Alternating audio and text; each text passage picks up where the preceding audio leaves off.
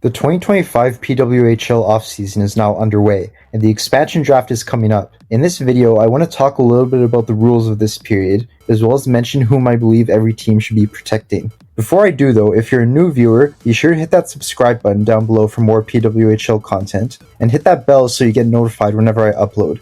Let's start off by going through the rules. Teams are permitted to protect 3 of their players to start. Only players that are signed through the 2025-26 season are eligible to be protected. That includes players who have the rights held by the team through next season, which I'll explain a little bit more in a bit. Once a team has 2 of their players taken, they'll be permitted to protect a 4th player. After that, both new teams are given a 5-day period where they can sign up to 5 players that were left unprotected. This can include players on expiring contracts, or they can choose to renegotiate with players with previously signed contracts. For example, if a player wants a pay raise or an extension. There is no minimum amount of players that need to be signed during this time. Then we have the actual expansion draft, where teams will draft unprotected players until each of their rosters reaches 12 players. At this point, if any player on an expiring contract was not signed during the previous period, they are no longer eligible to be taken. If a team has fewer players than the other at this step, they will be given additional selections until their roster reaches 12. Keep in mind that once an already existing team has 4 of their players taken, no more players are eligible to be taken from that team.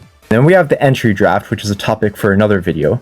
At first glance, these rules may look very strict on the already existing teams, as a lot of quality players will be left available.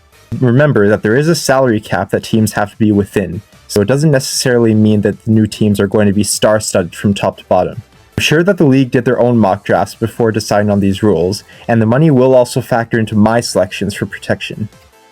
Let's start in order by talking about the Boston Fleet. Unfortunately, they barely missed out on the playoffs this season after making it to the finals last year. It's too bad that they're going to have to sacrifice a few players, but looking at their roster, I don't think they'll be getting dismantled that badly. First of all, you know they have to protect their goalie of the year nominee Aaron Frankel. It's not looking like their other 2 goalies will be returning next season, and she should be their goalies for years to come. The other 2 selections could go either way though. I think they should be protecting their top D in Megan Keller, because if you don't, I don't know who they could bring in that will fill her shoes. They obviously have high hopes for Daniela Pesheva, but she hasn't really shown that she's ready to be a top defender in this league. However, by protecting those 2, they're likely losing 2 of their key forwards. Question is, which one do they really want to keep? Obvious selection should probably be their team captain Hilary Knight. However, she did mention that the 2026 Olympics will be the last one she competes in for Team USA, so it looks like she may be contemplating retirement. Plus, next season is the last year of her contract, so perhaps they would rather protect one of their younger players in Alina Mueller or Hannah Bilka. Bilka was injured for a chunk of the season and only appeared in 16 games for the team. And Mueller started the season off slow, but caught fire after around a third of the season. In my opinion, the team should decide to keep Mueller around, although they could keep Bilka, given that she has an additional year on her contract and a lower salary, which could make new teams second guess if they want to take Mueller, but it's highly unlikely. Regardless of who they decide, 2 of these forwards are likely leaving the team. I think they would love to be able to include someone like Susanna Topani on this list, but she's an upcoming free agent who could very likely be signed in the exclusive signing window. Once 2 of their players are gone, Jamie Lee Rattray should become the 4th player to be protected. If Hilary Knight were to be taken, Rattray could become a viable candidate for new team captain along with Megan Keller, who are the 2 alternates currently. So my final decision on whom to protect is Alina Mueller, Megan Keller, and Aaron Frankel, plus Jamie Lee Rattray once the 4th spot opens up. Also, remember that Seattle's GM Megan Turner was previously the assistant GM with Boston, so expect her to swoop in on these players quickly, likely Hilary Knight and Hannah Bilka in this case. Plus, Seattle is closer to Knight's home, and her being on that team should draw in crowds early on. Before I continue, you may notice a few players that are labeled RFA. These are players that are on expiring contracts but still have their rights owned by the team. Therefore, they are still eligible to be protected from expansion teams. What this means is that when free agency comes, they are still able to sign a contract with a new team. However, the team that holds their rights are able to match the offer that they accepted, therefore retaining them. But if an expansion team wants to pick them up during the expansion draft, they'll be able to do so for nothing if they're left unprotected. Next, we have the Minnesota Frost. Obviously, this team has won back-to-back championships and would hate to break up their core. The protection rules are likely going to hurt them big time, as it likely means that they're losing 2 of their top 3D, which includes 2 that were nominated for Defender of the Year, those 2 being Claire Thompson and Sophie Jakes. Out of their top 3D, who they decide to keep is for sure going to be a tough one. On the forward side though, obviously they want to keep Taylor Heisey around, who they drafted number 1 overall 2 years ago, with her being their franchise player. The other selections could go either way though. Do they protect 2 of their D and risk giving up part of their forward core? I don't know if they should protect Coyne or not. She is their captain, but we don't know how much longer she'll play. I think they would love to guarantee that Maddie Rooney stays around. However, even though I'm sure her phone will be ringing a lot, it seems like she'll be back. The risk there is she gets wooed enough to leave and Nicole Hensley gets taken as well, but the chances of that happening look incredibly low. Long discussion short, the players I chose for them to protect are Heisey, Coyne, and Jakes. This is definitely arguable. They may want to keep another D around, but at this time, you shouldn't want to give up your captain, who still has gas left in the tank. Once the 4th spot opens, I'll give it to Kelly Panic, who's a great leader and great on the faceoff dot. She could probably take over as captain if they were to lose Coyne, but if she's not available anymore, then I would protect Grace Zumwinkle, who's probably their best option on the right wing. They obviously can't protect Michaela Cava, who's on an expiring deal, but if she's not signed in the exclusive signing window, she should be one of the team's top priorities to re-sign. But then if Zumwinkle is also picked up right away, then my 4th protection would be Lee Steckline. Still a great leader on the defensive end, and although she didn't catch fire until the end of the season, she can also be there to help mentor younger players. I'm sure they would want Claire Thompson and Sophie Jakes to be their top 2D. However, I'm not fully convinced that Thompson will re-sign. Maybe they go with her instead of Steckline, but they should probably look to keep their leaders around. On to the first place Montréal Victoire, who has been the team with the most debates on whom to protect. Obvious pick right off the bat is team captain Marie-Philippe Poulin, who was practically already confirmed for protection in the end of season media availability. Then they should also keep Debienne around, who's likely winning goalie of the year. Although someone did submit a hot take suggesting that they protect someone else and then give Elaine Chuli the starting spot if Debienne is picked up. The big argument though is if the team really needs to keep Poulin and Stacey together, or if they would sacrifice Stacey in order to ensure they keep a key defender around. They're most likely going to have to sacrifice one of Ambrose or Barnes, if not both. The list I'm going with for them is Poulin, Stacey, and Debienne. If the first 2 players they end up losing in this case happen to be Ambrose and Barnes, would Jennifer Gardner become their 4th protection? She is from British Columbia and we know is high on Vancouver's watch list. However, she and Kayla Barnes are also best friends. The risk here is if Vancouver doesn't sign her in the exclusive signing window, that Seattle would pick her up quickly if she's left unprotected still. But if she is one of the first 2 to be acquired from Montreal, expect one of their D to become their 4th protection. Another question would be if she's not acquired, would she want to continue playing with a player like Poulin, or would she leave for her hometown once given the chance? I don't know for certain who will be acquired first, so for the 4th option, I'm leaving it a toss-up between Ambrose, Barnes, and Gardner. Bonus option would be Abby Boreen. And then we have the last place New York Sirens, who obviously still need a bit of help on their roster, and losing a few key players will hurt, but maybe an overhaul is what they need. Obvious selection right off the bat is Alex Carpenter. After that, they probably really want to keep Sarah Fillier as well, even though her future with the team is uncertain, but she was their leading scorer and most definitely winning Rookie of the Year. And then for the last pick, I'm torn between Ella Shelton and Corinne Schroeder. The risk with wanting to keep certain players around is if they'll re-sign. However, given the fact that this league is still small, and the max length of contract you can give out being 3 years, teams may want to focus more on building a solid team with who you can get, and trying for the championship right away. So because of that, let's think more about who will help them out right away. Shelton is one of their alternate captains and probably their best D, so they probably want to keep her for the time being. However, by losing Schroeder, they would probably have to be hot after another goalie quickly, because although Kaylee Osborne has potential, it's unknown if she's ready to be a full-time starter.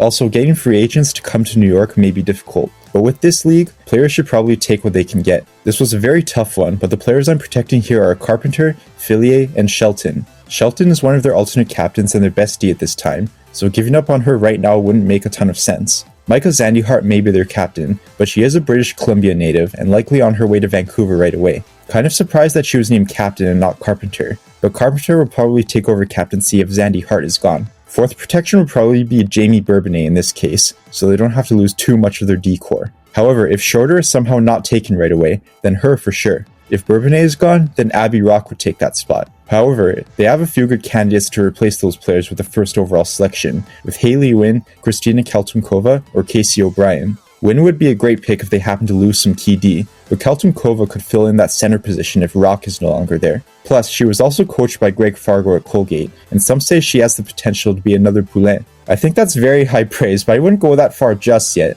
I'm excited to see where she ends up though. Moving on to the runner-ups of the season, the Ottawa Charge. Earlier on in the season, I was certain that Gwyneth Phillips was going to be made available by this team, because Mashmeyer was the more established goalie, and I expected Phillips to be the first goalie off the board in expansion, because she was a young goalie with the highest ceiling fighting for playing time. But after Mashmeyer got hurt, she came in and showed how talented she can be, therefore making everyone say she needs to be protected. After that, I think Emily Clark should be the second one. Second leading scorer and fantastic during the playoffs and great leader. The third one is very debatable though. Lots of fans want them to keep Brianne Jenner due to her being their captain, but some also suggest they keep someone else preferably on the defensive side. In this case, I went with Ashton Bell. I loved how she played especially during the playoffs, and she's also currently the only right-handed D on the team. I was thinking that Hayley Wynn should be someone they draft to fill that void, but it's not looking like she'll be available to draft once their turn comes. I did have Ronja Savalainen in mind as their D protection, but I think Bell should be a bigger focus at this time. I know Charge fans will be mad about not being able to keep Gabby Hughes as well. However, maybe we'll get surprised and players like Savalainen and Mashmeyer will go first, leaving the team being able to protect her. Although there's a risk in losing any of these notable players, they seem to almost always win whenever Jenner scores a goal, which could be taken into consideration. Tessa Bonhomme also suggested that the team have Anna Meixner as their fourth protection, due to her being good for the depth and not her having the highest of salaries. If Hughes isn't taken in the team's first two relinquishments, she'd be my fourth protection. But if both Hughes and Savalainen are gone, this may surprise fans, but I'd pick Mashmeyer. Phillips may have proven herself in the playoffs and did appear in 15 games this season, but it's still uncertain if she can keep that up as the true number one. I also have Danielle Serdachny in mind if she's still there. She may not have had the best rookie season, but she has time to develop and become a star in this league. Other viable options are Jocelyn Larocque or Aneta Terlova. Larocque may be getting up there in age, but she's still one of the leaders of this team's D-core, and if they want a second chance at that Walter Cup next season, keeping her around may help with that. There's no obvious selection here of who should take that fourth protection spot, so I'll allow the fans to battle it out in the comments. Last but not least are the Toronto Sceptres, who unfortunately failed to take down the Minnesota Frost in a playoff series a second time.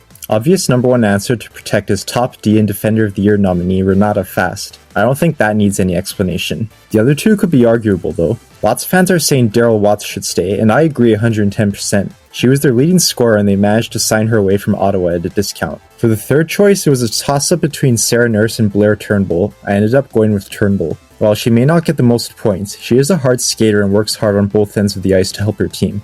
She's the team captain for a reason. It's sad knowing that they may not be able to keep these younger players, however they probably won't lose all of them, especially a player like Julia Gosling, who has gained comparisons to Natalie Spooner, wasn't at her best this season, but they would have to hope she doesn't get picked up. Losing Nurse would also be a major to the team's offensive game, so maybe they keep her over Turnbull, and in that case, Fast would be promoted to captain. They're probably losing a player or two on the defensive side as well. The big question is, if Allie Monroe were to be taken away, would Callie Flanagan go with her? They had just named Monroe an alternate captain, and losing her right away wouldn't be ideal, but there's a very high chance. And losing Flanagan would make them have to completely rethink their defense, because Savannah Harmon is also a top candidate to be taken. And Flanagan may not be the only free agent to leave in the end, because you know Hannah Miller is a high target for Vancouver, and Jesse Confer may get a few calls. Gina Kingsbury told media that they hope to re-sign Miller, but Vancouver may send an offer immediately that Miller may choose to just accept. However, with Miller being a Vancouver native, they may also be able to get her at a similar discount to Daryl Watts, and could wait until free agency to make it happen. That way they don't have to use one of their expansion picks in order to sign her. I know fans are also speculating that Natalie Spooner is going to receive some offers, but don't expect her to leave Toronto. She's already 34, and with her having a son as well as being from Toronto and having an expiring contract, expect her to re-sign without even negotiating with other teams. I know I've rambled quite a bit now and haven't exactly mentioned who should get that fourth protection. It should probably be Julia Gosling if she isn't one of the first two to go. If she is, it would either be someone I previously mentioned, such as Nurse, Harmon, or Monroe, but other players that could take it could be Emma Malte or Kristen Campbell. Campbell may not be taken due to the fact that her playoff performance wasn't up to par, but even though her regular season had inconsistencies, when she's on her game, she's a goalie to watch. They may be safe to leave her unprotected, but a team may take an attempted sabotage and snag her. If that happens, they'll probably have to push for Elaine Chuli. Fun fact, her and Carly Jackson were the two goalies when the Toronto Six won the Isabel Cup. As much as I love Reagan Kirk and Jackson, that doesn't feel like a tandem that's making the playoffs at this time. Curious to see where Gina Kingsbury and the rest of the staff's minds are at with this. So those are my thoughts on players that teams should protect, as well as who may be leaving their current team. Leave a comment below on who you think should be kept safe, or whom you may believe will be getting taken. Did you agree with my predictions? Did you disagree? If you enjoyed this video, be sure to hit that like button and be sure to check out my other PWHL content. YouTube recommends you watch this video. This is my most recent upload. Subscribe so you don't miss out on any more PWHL content this offseason, and I will catch you in the next one. Bye!